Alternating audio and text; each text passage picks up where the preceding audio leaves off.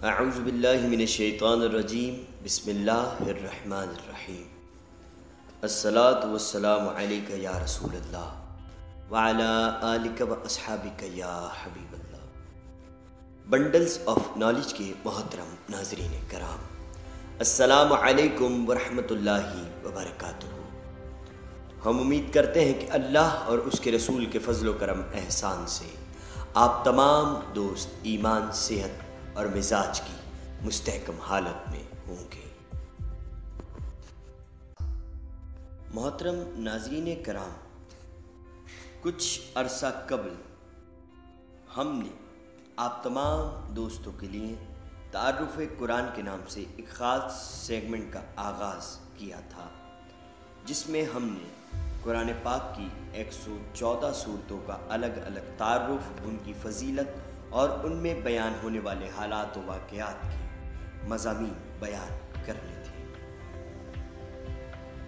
تعارف قرآن کے سیگمنٹ کا آغاز ہم نے پہلے کیا تھا، جن میں ہم نے سورہ یاسین، سورہ ملک اور سورہ فاتحہ کا مکمل تعارف، فضائل اور مضامین بیان کیے تھے۔ ان تینوں ویڈیوز کا لنک آپ کو ڈسکرپشن میں مل جائے گا۔ آپ اس لنک کے ذریعے ان ویڈیوز کو دیکھ بھی سکتے ہیں اور بآسانی ڈاؤن لوڈ بھی کر سکتے ہیں۔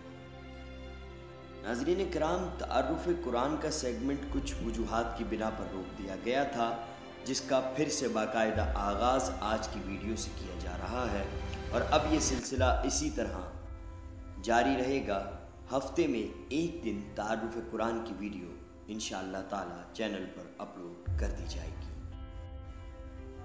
آج کی ویڈیو کا آغاز کرنے سے پہلے میں تمام نئے دیکھنے والے دوستوں کو بتا دینا چاہتا ہوں کہ بنڈلز آف نالج صرف ایک یوٹیوب چینل نہیں ہے، یہ ایک معلوماتی لائبریری ہے، اور اگر آپ اس معلوماتی لائبریری کا حصہ بننا چاہتے ہیں اور آپ نے اب تک ہمارے چینل بنڈلز آف نالج کو سبسکرائب نہیں کیا ہے تو سبسکرائب کے بٹن پر کلک کر کے نوٹیفیکیشن کو آن کر لیں اور اس معلوماتی لائبریری کا حصہ بن جائیے۔ Welcome to bundles of knowledge.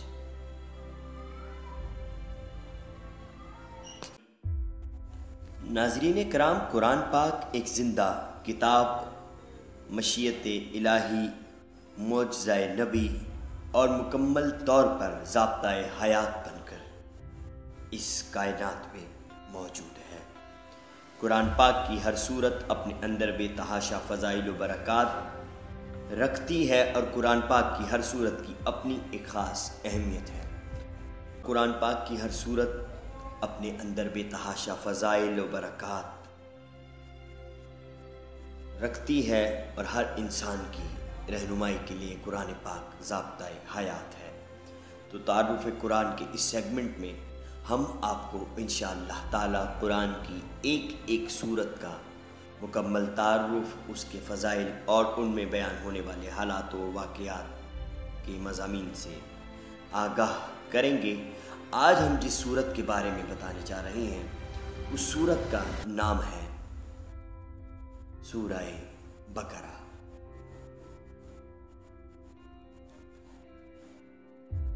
سب سے پہلے سورہ بقرہ کے تعارف کی بات کریں تو حضرت عبداللہ بن عباس رضی اللہ تعالی عنہ کے فرمان کے مطابق سورہ بقرہ شریف مدینہ منورہ میں سب سے پہلے یہی سورت نازل ہوئی، سورہ بقرہ۔ اس سے مراد ہے کہ جس سورت کی آیات سب سے پہلے مدینہ شریف میں نازل ہوئی وہ سورہ بقرہ ہے۔ سورہ بقرہ میں 40 رکوع اور 286 آیتیں ہیں۔ بقرہ نام رکھے جانے کی وجہ یہ ہے کہ عربی میں گائے کو بقرہ کہتے ہیں، بقرہ کہتے ہیں، اور اس سورت کے 8ویں اور 9ویں رکوع کی آیت نمبر 67 تا 73 میں بنی اسرائیل کی ایک گائے کا واقعہ بیان کیا گیا ہے۔ اس کی مناسبت سے اسے سورہ بقرہ کہتے ہیں۔ احادیث میں اس سورت کے بے شمار فضائل بیان کیے گئے ہیں، ان میں سے 5 فضائل ہم بیان کر رہے ہیں۔ پہلی حدیث پاک ہے، حضرت ابو امامہ باہلی رضی اللہ تعالیٰ عنہ سے روایت ہے کہ نبی کریم صلی اللہ تعالیٰ علیہ وسلم نے ارشاد فرمایا، قرآن پاک کی تلاوت کیا کرو کیونکہ وہ قیامت کے دن اپنی تلاوت کرنے والوں کی شفاعت کرے گا، اور 2 روشن صورتیں یعنی سورہ بقرہ اور سورہ آل عمران پڑھا کرو، کیونکہ یہ دونوں قیامت کے دن اس طرح آئیں گی جس طرح 2 بادل ہوں یا 2 سائبان ہوں یا 2 اڑتے ہوئے پرندوں کی قطاریں ہوں، اور یہ دونوں صورتیں اپنے پڑھنے والوں کی شفاعت کریں گی۔ سورہ بقرہ پڑھا کرو، اس کو پڑھتے رہنے میں برکت ہے اور نہ پڑھنے میں ثواب سے محروم رہ جانے پر حسرت ہے، اور جادوگر اس کا مقابلہ کرنے کی طاقت نہیں رکھتے۔ کتاب کا نام ہے مسلم شریف۔ دوسری حدیث پاک ہے، حضرت ابو ہریرہ رضی اللہ تعالیٰ عنہ سے روایت ہے کہ حضور پرنور صلی اللہ تعالیٰ علیہ وسلم نے ارشاد فرمایا، اپنے گھروں کو قبرستان نہ بناؤ، یعنی اپنے گھروں میں عبادت کیا کرو، اور شیطان اس گھر سے بھاگتا ہے جس گھر میں سورہ بقرہ کی تلاوت کی جاتی ہے۔ یہ حدیث پاک بھی صحیح مسلم میں موجود ہے۔ تیسری حدیث پاک حضرت ابو مسعود رضی اللہ تعالیٰ عنہ سے روایت ہے، سرکار دو عالم صلی اللہ تعالیٰ علیہ وسلم نے ارشاد فرمایا، جو شخص رات کو سورہ بقرہ کی آخری 2 آیتیں پڑھ لے گا تو وہ اسے ناگہانی مصائب سے کافی ہوں گی۔ یہ حدیث پاک بخاری شریف میں موجود ہے۔ حضرت ابو ہریرہ رضی اللہ تعالیٰ عنہ سے روایت ہے، حضور اقدس صلی اللہ تعالیٰ علیہ وسلم نے ارشاد فرمایا، ہر چیز کی ایک بلندی ہے اور قرآن پاک کی بلندی سورہ بقرہ ہے۔ اس میں ایک آیت ہے جو قرآن کی تمام آیتوں کی سردار ہے، اور وہ آیت آیت الکرسی ہے۔ یہ حدیث پاک ترمذی شریف میں موجود ہے۔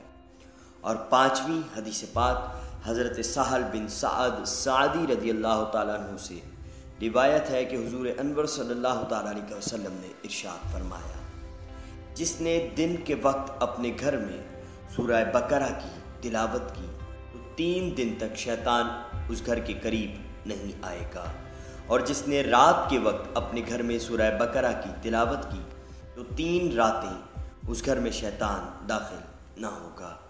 یہ حدیث پاک شعب الایمان میں موجود ہے۔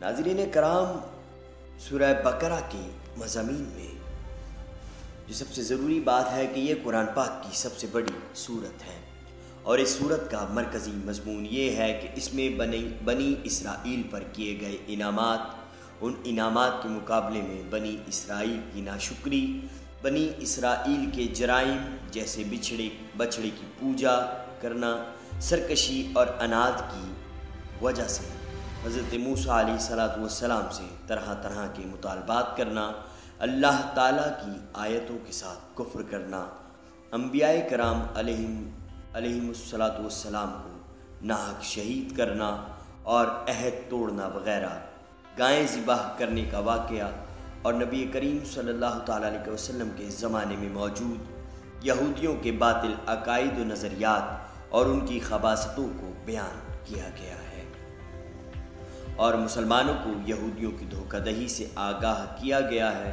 اس کے علاوہ سورہ بقرہ میں بیان ہونے والے مضامین میں قرآن پاک کی صداقت، حقانیت اور اس کتاب کے ہر طرح کے شک و شبہ سے پاک ہونے کو بیان کیا گیا ہے۔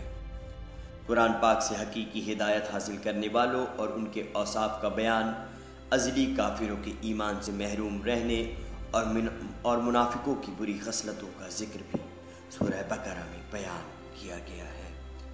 اور سورہ بقرہ میں قرآن پاک میں شک کرنے والے کفار سے قرآن مجید کی سورت جیسی کوئی ایک سورت بنا کر لانے کا مطالبہ کیا گیا ہے، اور اس چیز سے عاجز ہونے کو بھی بیان کر دیا گیا ہے۔ اسی سورہ بقرہ میں حضرت آدم علیہ السلام کی تخلیق کا واقعہ بیان کیا گیا ہے، اور فرشتوں کے سامنے ان کی شان کو ظاہر کیا گیا ہے۔ اسی سورہ بقرہ میں خانہ کعبہ کی تعمیر اور حضرت ابراہیم علیہ السلام کی دعا کا ذکر بھی کیا گیا ہے۔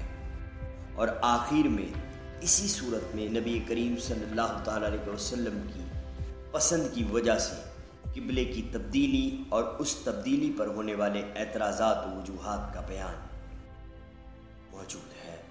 عبادات اور معاملات جیسے نماز قائم کرنے، زکوٰۃ ادا کرنے، رمضان کے روزے رکھنے، خانہ کعبہ کا حج کرنے، اللہ تعالیٰ کی راہ میں جہاد کرنے، دینی معاملات میں قمری مہینوں پر اعتماد کرنے، اللہ تعالیٰ کی راہ میں مال خرچ کرنے، والدین اور رشتہ داروں کے ساتھ سلوک کرنے، یتیموں کے ساتھ معاملات کرنے، نکاح، طلاق، رضاعت، عدت، بیویوں کے ساتھ ایلا کرنے، جادو، قتل، لوگوں کے مال ناحق کھانے، شراب، سود، جوا اور حیض کی حالت میں بیویوں کے ساتھ صحبت کرنے وغیرہ کے بارے میں مسلمانوں کو ایک شرعی دستور اسی سورہ بقرہ میں فراہم کیا گیا ہے۔ اور اسی سورہ بقرہ میں تابوت سکینہ، طالوت اور جالوت میں ہونے والی جنگ کا بیان بھی موجود ہے۔ اسی سورہ بقرہ میں مردوں کو زندہ کرنے کے ثبوت پر حضرت عزیز علیہ السلام کی وفات کا واقعہ بھی ذکر کیا گیا ہے۔ اور اس کے علاوہ حضرت ابراہیم علیہ السلام کو 4 پرندوں کے ذریعے مردوں کو زندہ کرنے پر اللہ تعالیٰ کی قدرت کا نظارہ کروانے کا واقعہ بھی بیان کیا گیا ہے۔ اور اس سورت کے آخر میں اللہ تعالیٰ کی بارگاہ میں رجوع کرنے، گناہوں سے توبہ کرنے اور کفار کے خلاف مدد طلب کرنے کی طرف مسلمانوں کی توجہ دلائی گئی ہے اور مسلمانوں کو قیامت کے دن سے ڈرایا گیا ہے۔ اللہ پاک کی بارگاہ میں دعا ہے کہ خالق کائنات اپنے پیارے محبوب صلی اللہ تعالیٰ علیہ وسلم کے صدقے ہم سب کو قرآن پاک کی تلاوت کرنے کی توفیق عطا فرمائے، آمین ثم آمین۔ اور مالک کائنات سونے مصطفیٰ کریم صلی اللہ تعالیٰ علیہ وسلم کے وسیلہ جلیلہ سے قرآن کے نور سے ہم سب کو مستفیض فرمائے، آمین ثم آمین۔ ویڈیو کو لائک اور شیئر کرنا مت بھولیے گا۔